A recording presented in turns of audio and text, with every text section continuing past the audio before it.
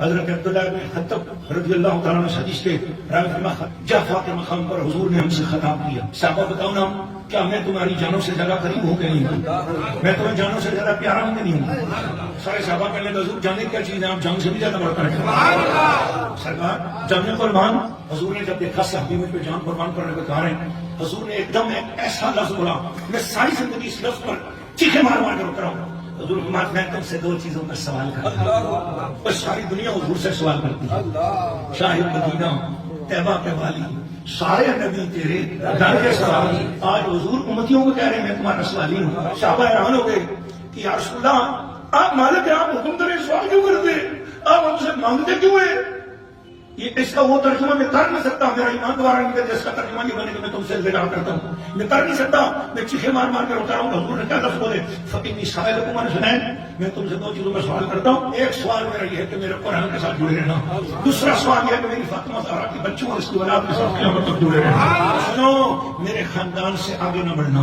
میرے خاندان کو پیچھے نہ کرنا، ہر معاملے میں میرے سید کو آگے رکھنا، میری آل کو آگے رکھنا۔ اگر تم نے آل رسول کو پیچھے کر لیا تو گمراہ ہو جاؤ گے، کبھی میری آل کو پیچھے نہ کرنا، اگر تم نے جس معاملے میں میری آل کو پیچھے کر لیا تم ہلاک و برباد ہو جاؤ گے۔ میری اولاد کے استاد جی بننے کی کوشش بھی نہ کرنا، میری اولادوں کو سکھانا نہیں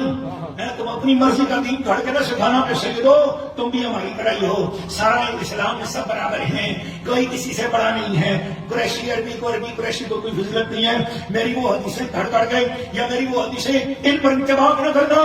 میرا مقابلہ میری آل کا میری امت سے نہ کرنا، میری آل ہر زمانے میں ہر وقت ساری امت سے افضل و اعلیٰ رہے گی، وہ ان کا ان پڑھ بھی تمہارے پڑھے لکھوں سے زیادہ اونچا ہوگا، اس لیے کہ تیرے پڑھے لکھے پر نہ جانے کیا نازل ہوا، میری آل کے پڑھے لکھے پر قرآن نازل ہوا ہے۔ سنو، میں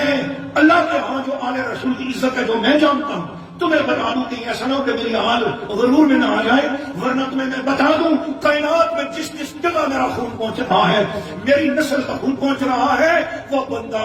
اپنے زمانے کے سارے لوگوں سے افضل والا ہوگا۔